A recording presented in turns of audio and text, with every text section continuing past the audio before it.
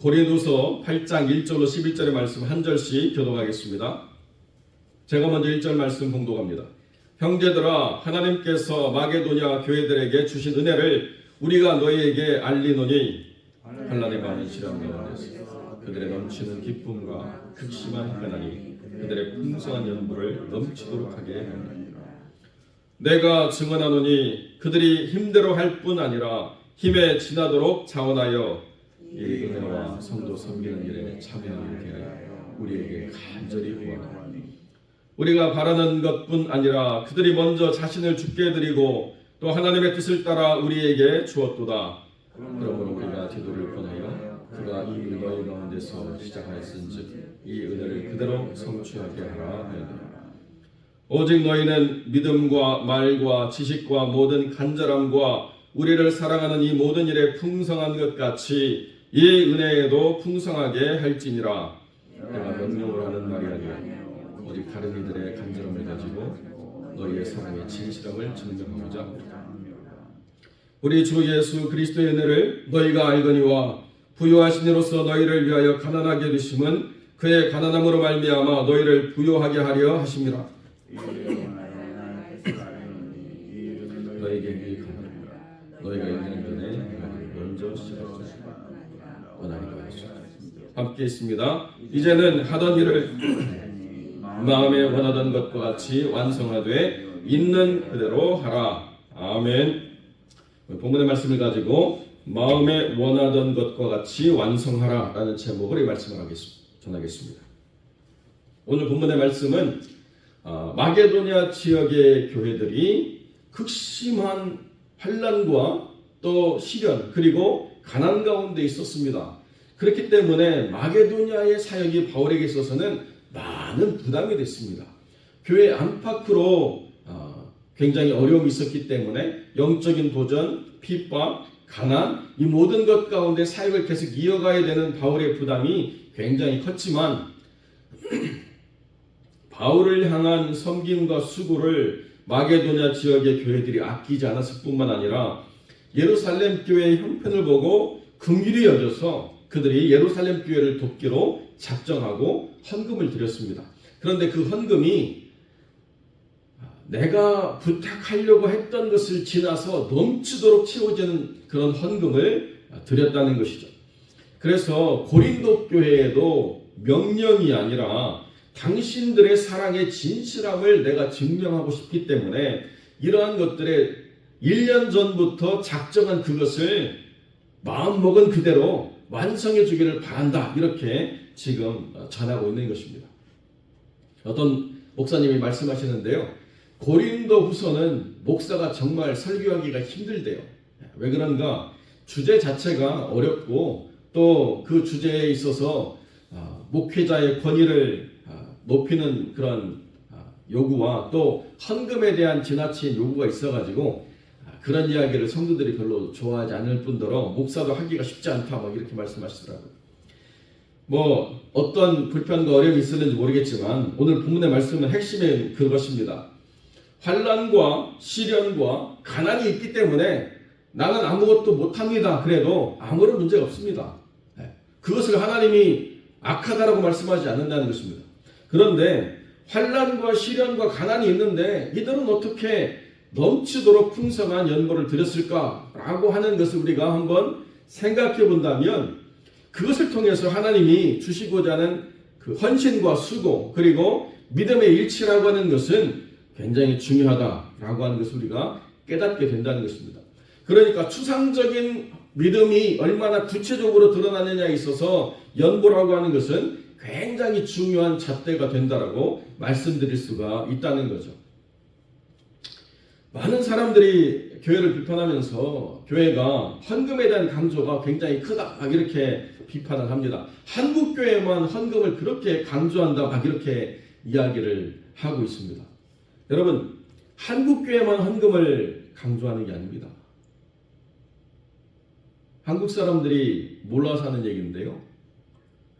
독일이 얼마나 지금 믿음 안에서 완전히 망가진 나라입니까?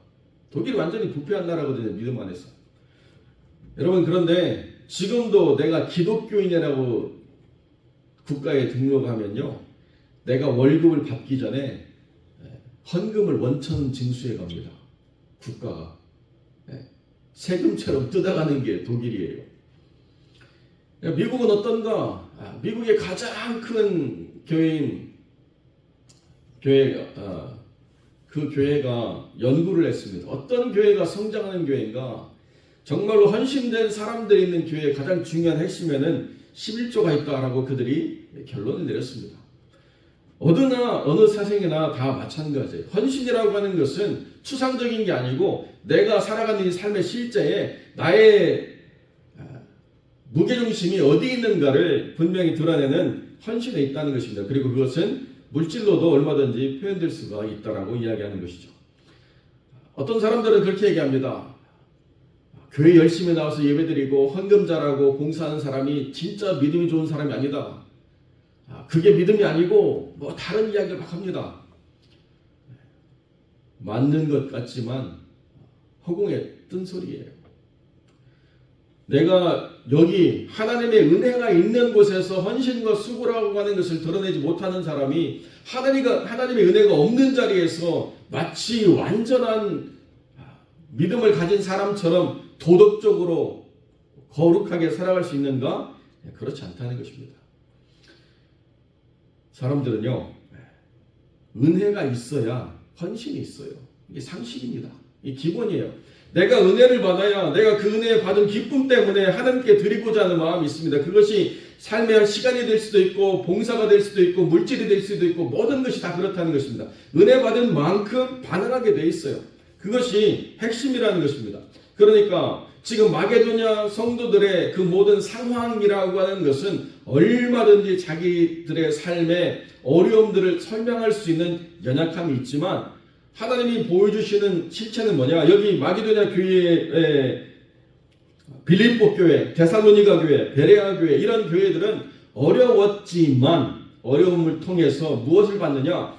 우리도 이렇게 어려운데 예루살렘 교회가 얼마나 힘든 걸 우리가 바라볼 때 하나님의 은혜를 우리가 전하고 싶다. 하나님의 은혜를 우리가 증거하고 싶다. 우리가 힘들고 어려운 것 우리가 조금만 참고 인내하면서 그들에게 위로와 소망을 줄 수 있다고 한다면 얼마나 하나님이 기뻐하실까라고 하는 생각을 하는 그것이 하나님을 기쁘시게 하고 바울이 드러내고자 했던 은혜를 그대로 성취하는 삶이라고 하는 가치에 거기에 있다는 것입니다. 여러분, 그러니까요, 내가 물질을 드림이라고 하는 것을 생각할 때 많이 있으면 많이 드리고 적게 있으면 적게 드리는 것이 우리로 볼 때는 합리인데 이렇게 보면 누가 그렇게 드릴 수 있느냐? 결국에는 하나님의 은혜를 기쁘게 누리는 사람이 기쁨으로 또 물질의 수고를 감당할 수 있게 된다라고 우리가 보게 되는 것이죠. 목사로서 참 어려운 게 뭐냐면 정말 힘들고 어려운 분들이 또 기쁨으로 물질을 드리고 뭔가를 하실 때가 있어요. 이렇게 그런 헌신과 수고를 할 때 목회적인 부담이 굉장히 큽니다. 정말 이렇게까지 하시면 너무 어렵지 않을까요? 그런데 본인이 기뻐서 하신대요. 그러니까 또 하나님이 주신 은혜가 있을 거라고 분명히 확신하고 더 열심히 기도하게 되지만 항상 하나님이 많이 베풀어 주셨기 때문에 그 은혜를 다 누림으로 또 하나님께 기쁨으로 드리는 영혼이 있는가 하면 아무리 하나님이 베풀어 주셔도 반응하지 못하는 영혼들이 있는 것도 현실이라는 거죠. 그러니까 고린도 교회의 풍성함과 마게도냐 교회의 절박함이라고 하는 것은 굉장히 큰 차이가 있습니다. 물론 고린도 교회도 쉽지는 않았겠지만 그러나 그 고린도 교회의 풍성함이라고 하는 것은 상당히 마게도냐 교회와는 비교할 수 없는 큰 것이었는데요. 그런데 정작 1년 전에 작정해놓고도 아무것도 해가지 못하면서 차일피일 미루고 있는 이 상황 속에서 마게도냐 교회가 보여주고 있는 이 믿음의 결단과 헌신과 수고라고 하는 것이 얼마나 고린도 교회 사람들에게 도전이 될 것인가라고 하는 것을 분명히 알았기 때문에 디도를 보냈어요. 나 대신 내 사랑하는 제자 디도가 가서 이 일들을 당신들에게 독려할 때에 기쁨으로 참여해달라. 명령이 아니고 부탁하는 것이다. 이렇게 이야기할 정도로 바울이 조심스럽게 이것을 접근하고 있다는 것입니다. 마음에 1년 전에 원했던 것처럼 완성하는 데 있어서 이것이 연약해지지 않도록 결단하고 나아가라고 이렇게 이야기해주고 있다는 거죠. 그러니까 우리가 작정한 그것을 끝까지 완성해낼 수 있는 것이 믿음의 실력이라는 것입니다. 처음에 은혜를 받고 처음에 기쁨을 갖고 무언가 작정한 모든 것들이 하나님 안에서 완성되지 못한 부분들 참 많이 있습니다. 선교의 현장을 가면 그 선교의 현장에 사람들의 어려움을 보면서 긍휼한 마음이 막 있어요. 내가 저들의 정말 가난과 부족함과 모자람을 내가 채우고 싶다라고 하는 감동을 받고 결단하고 돌아옵니다. 그런데 점점 은혜도 잊혀지고 기억도 잊혀지고 긍휼도 잊혀지다 보면 내 삶에 바빠가지고 내가 처음 먹었던 마음에 그 끝을 맺지 못하는 경우가 많이 있습니다. 한국 사람들이 얼마나 정이 약합니까? 마음을 막 쏟지 말라고 선교사님들이 이야기하거든요. 그렇게 마음을 쏟고 갑자기 막 물질적으로 여러분들이 마음 가는 대로 막 행하면 뒷감당이 안 됩니다. 계속 이야기하는데도 한국 분들은 참 선교 현장에 가면 막 탈탈 털어주고 오고 싶어요. 하나라도 더 주고 오고 싶어요. 근데 문제는 뭐냐면 받는 것에 익숙해져 버리는 선교 현장은요, 아무런 감동이 없는 거예요. 그러니까 더 많은 물질을 후원해야 되고 더 많은 어떤 돈의 문제를 가지고 씨름하는 일들이 되어지기 때문에 돈으로 선교 현장을 병들게 하지 말라고 선교사들이 그렇게 이야기하거든요. 그러니까 순간적으로 뭔가 막 감동을 주는 것에 막 지갑을 여는 것이 아니라 지속적으로 내 삶을 관리해서 그 후원이 계속적으로 이루어질 수 있도록 내 신앙을 내가 관리하고 내 삶에 준비와 훈련이 있어서 그 일들을 감당해 나가야 되는데 그냥 순간 마음에 쏟아지는 대로 일을 결정하고 마무리 짓지 못하는 때가 많이 있다는 것입니다. 그렇게 하지 말라는 거예요. 뭔가 내가 삶에 계획이 있어서 목적을 두고 헌신을 작정했다라고 한다면 그것을 완성할 수 있는 것이 무엇인가를 생각해보고 그렇게 성취해 나아가라고 구체적으로 이야기해주고 있다는 것입니다. 이랬다 저랬다 할 것이 아니고 하나님의 마음을 주셔서 작정하게 한 것이 완성되어질 수 있도록 있는 것, 그것이 신앙의 실제적인 훈련이라는 거죠. 그러니까 우리가 하나님께 드림이라고 하는 것은 하나님께 드린 만큼 받아낼 수 있는 기브 앤 테이크가 아닙니다.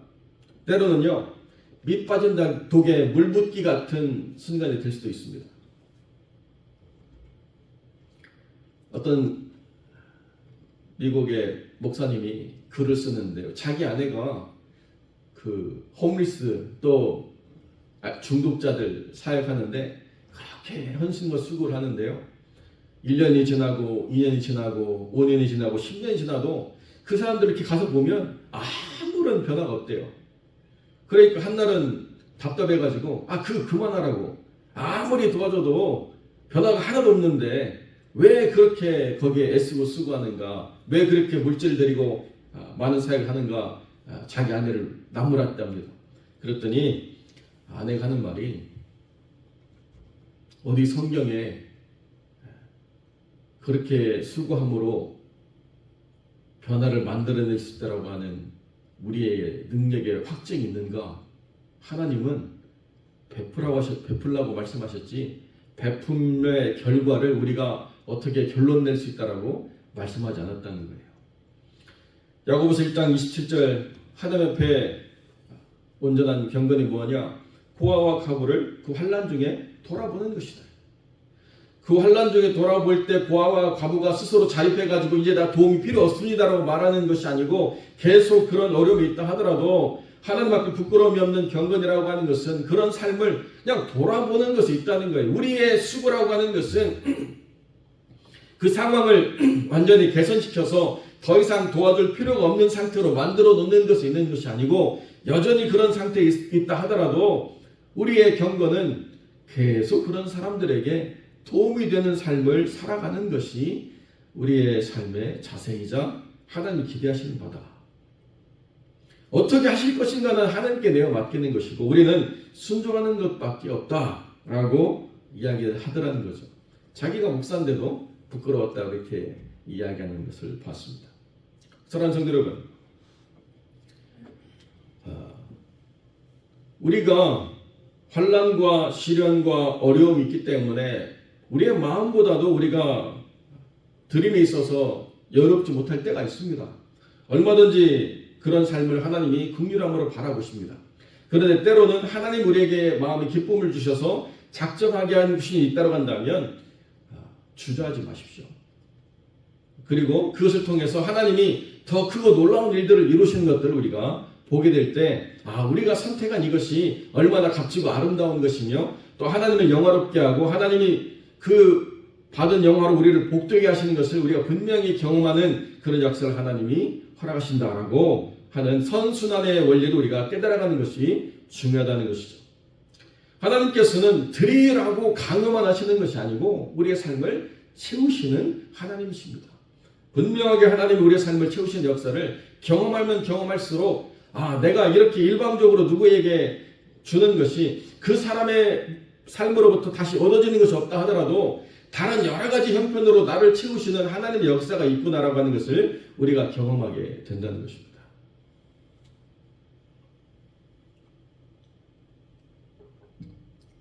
그러니까 가진 만큼 부자가 아니고요. 믿음 안에서는 쓴 만큼 부자가 되는 것이고 하나님이 우리를 축복의 창고로 만드는 게 아니고 축복의 통로로 만들었다는 사실에 우리가 동의해야 된다는 것입니다. 하나님 이렇게 왜 지나가게만 하십니까? 나도 좀 쌓아놓게 하십시오라고 우리가 말하고 싶겠지만 하나님께서는 그러지 말라고 말씀하실 때가 많이 있다는 거예요. 쌓아두면 썩는다. 쌓아두면 망한다라고 이야기하실 때가 있다는 것입니다. 오히려 흩어 구제하여도 풍성해지는 역사를 우리가 경험하게 되는 그것이 하나님의 은혜라는 거죠. 내가 누군가에게 긍휼을 베풀고 내가 누군가에게 물질의 수고와 또 나눔을 통해서 하나님의 영광을 드러내는 삶이 되고자 할 때 하나님도 내 삶에 누군가를 통해서 은혜를 베푸시고 긍휼을 더하시는 하나님이라는 것을 우리가 분명히 경험하게 된다는 것입니다. 사도 바울은 마게도냐 그 지역에서 말할 수 없는 힘든 고통을 겪었지만 그러나 그 마게도냐 성도들의 삶의 수고와 자세를 보면서 사에게 큰 위로와 기쁨을 얻게 되었습니다. 데살로니가 전후서를 보더라도 빌립보서를 보더라도 그들의 믿음에 대해서 얼마나 바울이 기뻐하고 동의하는가를 우리가 분명히 바라볼 수 있는 것이죠. 그들이 사회적으로 성공했고 그들이 대단한 무언가를 만들어냈고 가시적으로 성취하는 그 무엇이 있어서가 아니라 그들 내면에 그 무엇으로 뺏기지 않는 은혜에 대한 기쁨의 반응이 있었기 때문에 바울의 모든 사역이 힘있게 능력있게 이루어질 수 있었다는 거죠. 그러니까 데살로니가 교회에게 뭐라고 이야기합니까? 공중에 임할 하나님을 이 그리스도의 임재를 바라보라고 이야기하지 않습니까? 주께서 호련히 임하실 것이다. 그 소망을 잃지 말고 살아가라고 이야기할 정도로 데살로니가 교회에 대한 기대가 굉장히 컸다는 것이죠. 안타깝게도 고린도 교회는 많은 것을 가졌고 굉장히 풍성했고 탁월한 능력자들이 많았지만은 분열되고 다투고 나누고 그리고 움켜짐으로 말미암아서 하나님의 영광이 되지 못하는 그런 교회 모습이 되어버리고 말았습니다. 사랑하는 성도 여러분, 우리의 삶에 하나님의 다른 어떤 것으로 영광받기를 원하시는 것이 아니고 우리의 삶에서 은혜에 반응할 수 있는 사람이 되는 것으로 하나님이 기뻐하신다는 것을 기억하고 환난도 있고 시련도 있고 또 물질적으로 불편함이 있더라 하더라도 은혜에 대해서 둔감한 반응이 되어지지 않고 그 기쁨대로 하나님 영광 되기를 위하여서 삶을 또 기쁨으로 드릴 수 있는 복된 영혼들이 되어 주시기를 주님의 이름으로 간절히 축원드립니다.